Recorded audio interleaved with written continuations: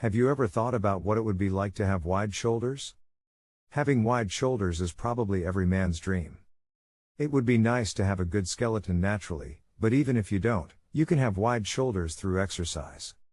Many people think that you need to do a lot of shoulder exercises to get wide shoulders. Of course, it's not wrong, but in fact, it's not easy to have wide shoulders with only shoulder exercises. There is a limit to increasing shoulder width by developing the lateral and posterior deltoids. Back exercises are more important than shoulder exercises to widen your shoulders. You can have wide shoulders by developing the back muscles, especially the lats, teres major, teres minor, and infraspinatus. When you think of people with wide shoulders, swimmers come to mind. The reason for this is that when you look at the movement of your upper body when you swim, you mainly use your back muscles to pull to hit the water. As a result, a swimmer's shoulders can look wide because they use a lot of back muscles. If you increase the frame of your back muscles like this, you can make your shoulders look wider, and if you do shoulder exercises together, you can see a bigger effect. So today, I will introduce a back shoulder exercise that can have wide shoulders, recommended for those who do not have much exercise experience. This is a basic exercise for beginners. I'll leave a little more detail about the back exercise in the comments. First, I will introduce back muscle exercises. It's a pull-up. There is no doubt that pull-ups are the most representative and important back exercise. Pull-ups can be difficult for those who are new to the exercise or lack strength. However, there were cases where even exercise masters were unable to do pull-ups, and there were cases where they overcame them and reached the current level.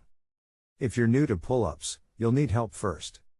The most recommended exercise is the lat pull-down. If a pull-up is an exercise in which you grab a bar and pull it up, a lat pull-down is an exercise in which you pull the bar toward your body. The lat pull-down machine allows you to adjust the weight, so you can set the weight to suit your ability and gradually increase your grip. Also, pull-ups are heavily influenced by body weight. So heavy people do chin-ups, but there is a risk of injury and it is difficult to do. However, lat pull-downs are easy and convenient to perform because they are weightless.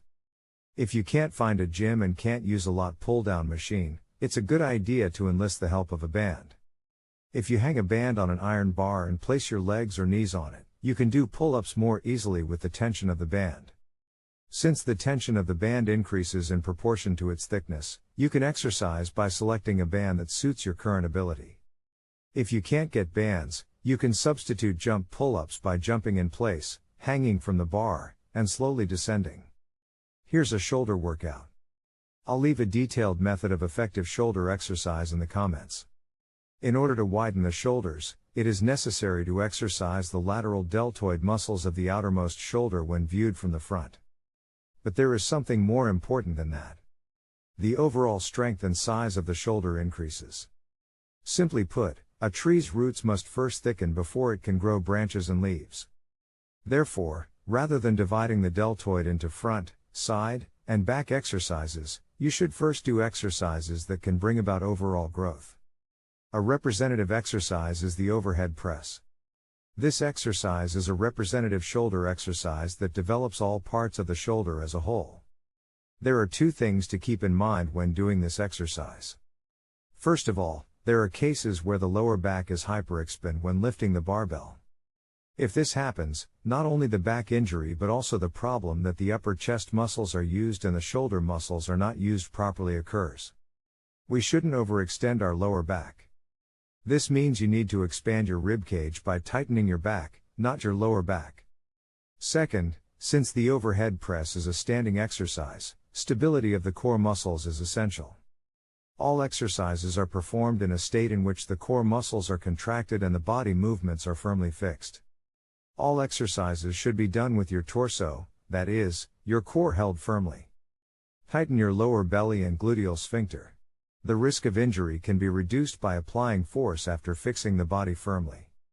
Don't be greedy in weight selection. Select a weight that allows both arms to lift at the same time without disturbing the core, and perform accurate movements. It's okay to do it with an empty bar, so I emphasize the importance of getting used to this exercise step by step, starting with a light weight. To sum up, in order to widen the shoulders, it is important to build the frame of the back muscles rather than the shoulder muscles. So, you have to do back and shoulder exercises at the same time, but I recommend pull-ups for back exercises. For those who still have difficulty doing chin-ups, try exercises such as jump chin-ups and lat pull-downs first. Rather than dividing the shoulder exercise into front, side, and rear deltoids, we recommend overhead presses that can increase the overall mass of the shoulders. Excessive waist extension should not be allowed, and since it is a standing exercise, the core may fall. Today, we learned about exercises to have broad shoulders. Subscribe and like to hear more scientific exercise methods.